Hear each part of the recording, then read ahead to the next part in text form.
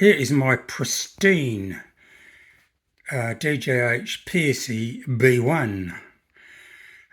Not perfect, because nothing I ever do is, but I've got a few things on the go. I want to finish my A4, but I'm trying to tidy up loose ends. This has finally got DCC chipped yesterday.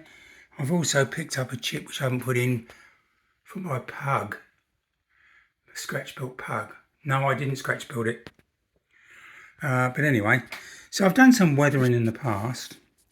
Try and find a few colour photos. Even if I can't find the prototype I'm looking at, I find something similar. This is my Warren Shepherd N2. Runs very, very well. It's not weathered at all, and I don't know if I will. This was an N7. I didn't build this. I bought this and repainted it. No, it's not the best paint job in the world, but I think it looks pretty good. Here's my, it was a Meteor L1. I weathered that one.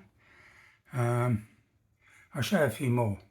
So this J6, this was a 4-tracks model, it's now a Gladiator. In fact, this one's on their website. If you look at it, you'll see this engine. But anyway, this is my J6. This was the first O-gauge brass loco I built, and I weathered it. Must have got some colour photos from somewhere. I mean, I'm happy with, look, to be honest, I'm happy with all my weathering. Second loco I built is the Connoisseur J50. Again, I'm happy with that. What else did I build?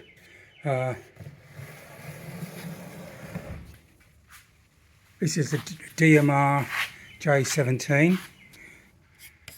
When I look at photos of them, they were really heavily worn at the end of the period. They were unloved.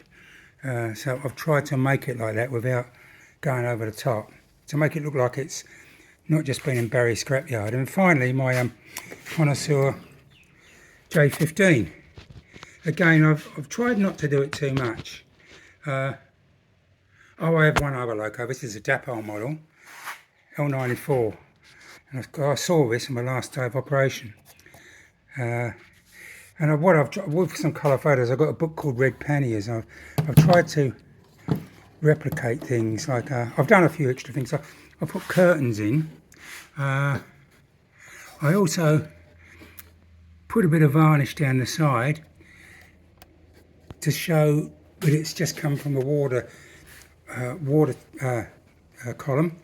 I remember as a kid seeing a J50 at Hornsey coupled to a J94.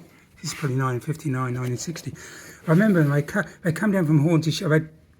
They come down from Hornsey Shed and we're going over the flyover there at Haringey West.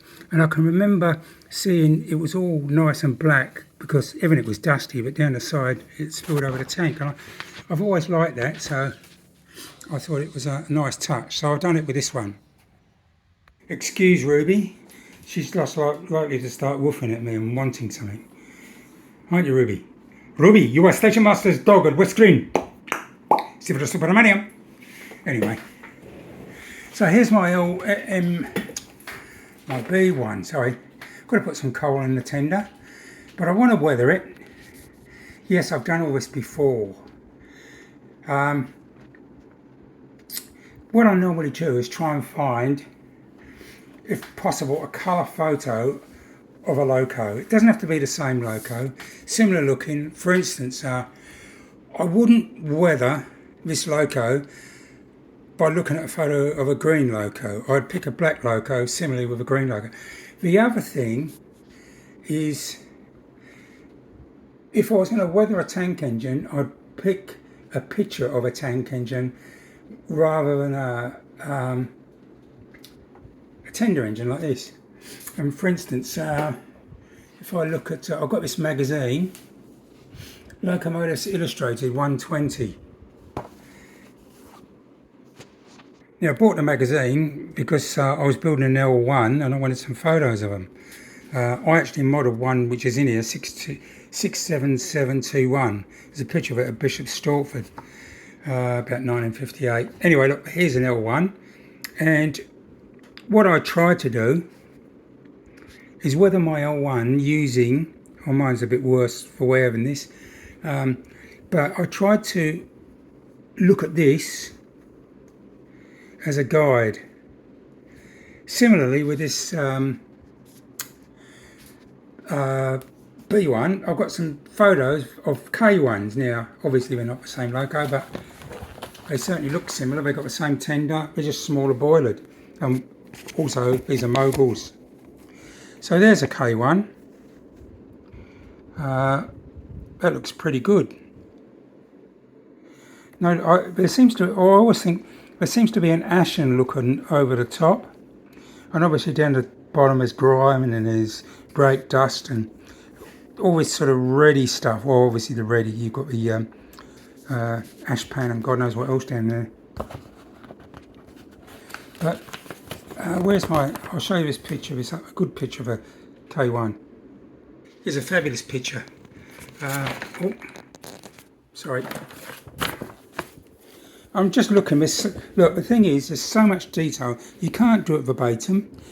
Things I like you got that dusty ashen look. There's rust around there.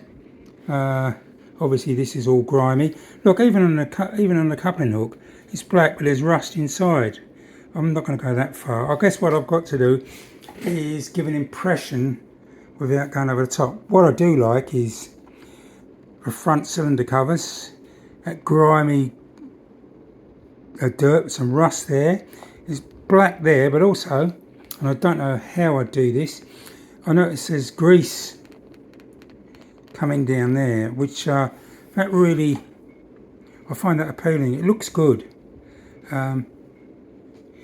So I want to do something like that. Now what I normally do, this is my method, and I'm putting this up because I know others will think, oh, you shouldn't, there's a better way to do this, or I know there's people out there, especially on the GAUGE Facebook groups, who really do some fantastic work. So what I normally do is I mix up some, perhaps I'll get some, I want to get some very dark grey paint.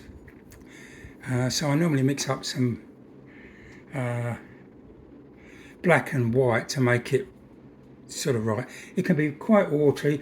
Normally the other thing I do is for thinners I use the stuff I've cleaned the brushes in, the murky stuff, because that adds to the murk. So I mix that up, and then with my airbrush I'll give a light dusting down the sides and over the top, stuff like that. Down the bottom here, what I normally do is mix up Humbrol Rust, which is too bright, 113, and then I'll let it down with 33 matte black, and you can get this sort of brake dusty look about it. Certainly get in there around the frames and get that redness. Pick out the brake shoes with rust because of the heat and whatnot. Do the cylinder covers at the front, buffer beam. I haven't done this before, but I thought a nice little touch. Got one of these pictures in that book. It's got where it's been cleaned out and there's sort of ashen with a few bits of whatever on the front. I might even do that.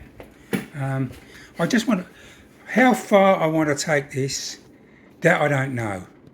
The other thing is I've noticed is some people, I've noticed they have this dirty look, but it also looks like there's a bit of a sheen over it, like an oily sheen. This is some I've seen on the Facebook groups. And I think, well, how do you do that? The other thing I've got to do is the rods, you know, I've got to make them look oily, not shiny, that sort of stuff. The other thing I will do is, sometimes after I've done all this, I put black, gloss black around here to represent grease, like it's been greased. The other thing in some of these photos, I've noticed all the gunk in the wheels. I mean, you know, it looks magic. Anyway, I'm going to post this and I'm going to see what responses I get on Facebook, and also, oh, this is on YouTube anyway, so you can leave a comment there or respond to me, whatever. Anyway, that's it. That's what I'm up to. Another thing I haven't put on here yet, I forgot all about it. I should get some warning flashes. I put one there, one other side. I suppose they would have one there in the tender for the, case the fireman's a bit sort of keen with his fire amp and gets zapped by some high voltage AC, or if it was on the Sheffield Manchester line, they might get whopped with a bit of 1500. Maybe one or two in the back, I don't know. I think they weren't exactly exact where they put these things. Anyway, thanks for watching.